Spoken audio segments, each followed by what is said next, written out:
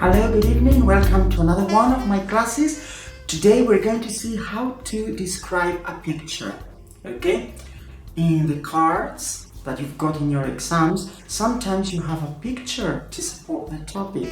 So it's good to have some ideas to organize it, some ideas on how to do it. Okay?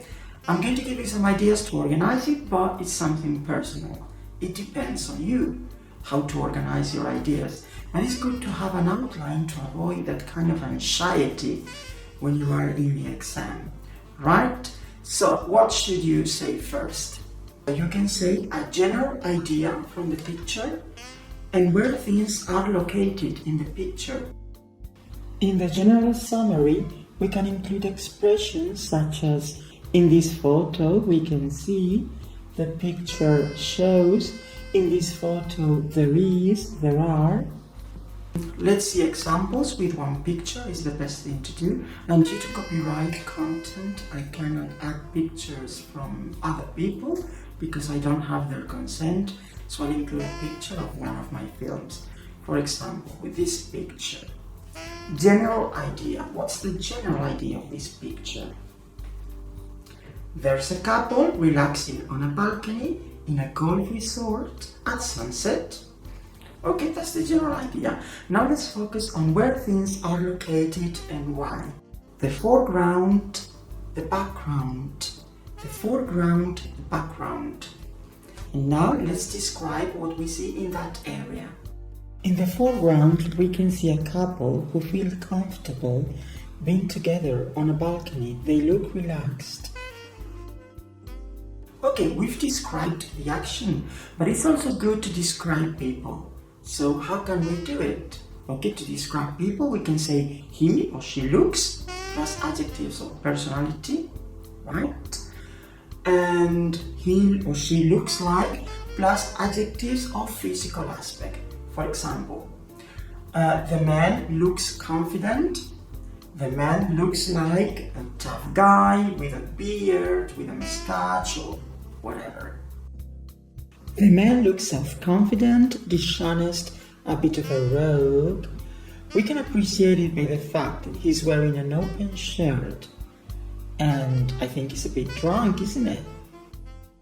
That's the impression we get of him. Yes? Who knows?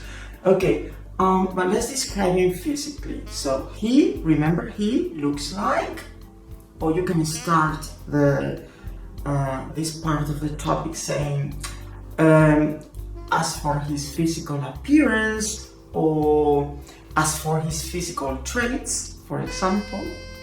As for his physical aspect, he looks like a man in his 40s. He's of medium height, medium weight, he's almost bald, he has a beard, he has dry skin. Okay, let's focus on the background. In the background, we can see the golf resort. There are no people. Everything is at peace and harmony at this sunset. Let's continue describing, focusing on location.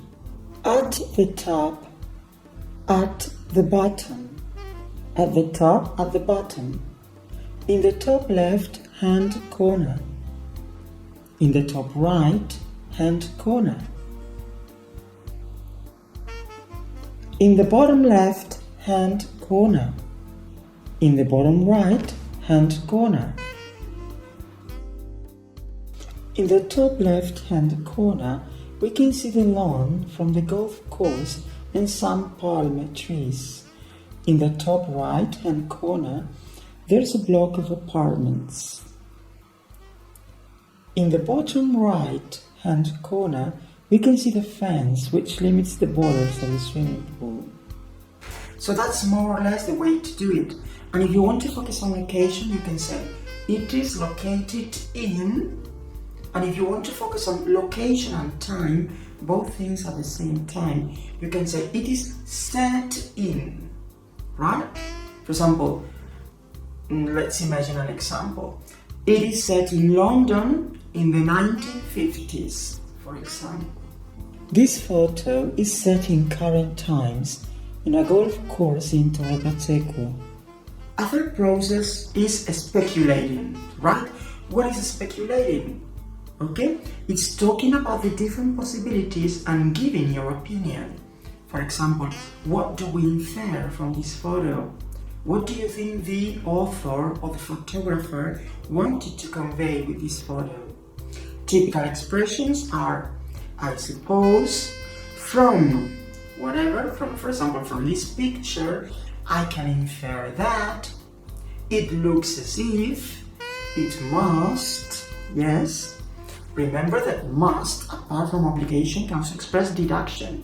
So it's very good, in this case, when you want to express your own ideas about possibilities that you are mentioning. Another expression is, the photographer seems to convey the idea of plus noun, or the photographer seems to convey the idea that plus sentence. Let's set an example. For example, the photographer wants to convey the idea of loneliness, or the photographer wants to convey the idea that they feel lonely.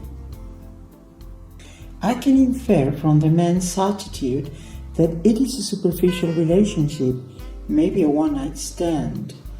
It looks as if they're attracted by each other, but there seems to be no emotional attachment. The photographer seems to convey the idea of relaxation after a hard day's work or after a party.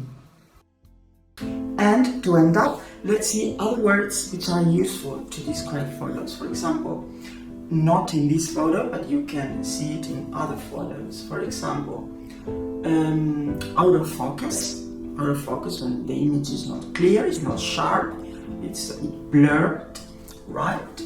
And then backlit, right? So it certainly has an effect, has a connotation. Maybe they want to show some mystery on the character, or they don't want to identify the character because maybe the landscape is the important thing in the picture. So if you can emphasize, explain those details, is better. Yes? So that's it, right? That's the way to describe a photo according to my personal opinion, but you can do it on your own. So to finish, to end up, I'm going to give you a photo. Yes, I'm going to show you another photo. You're going to pause the video, you're going to describe it with your own ideas, your own words, and then when you finish describing, you press play again and you listen to my explanation, which doesn't have to be the correct explanation because everybody has their own opinions. They guess different things about the photo, right? So that's all for now. I leave you with the photo and see you in another class. Bye!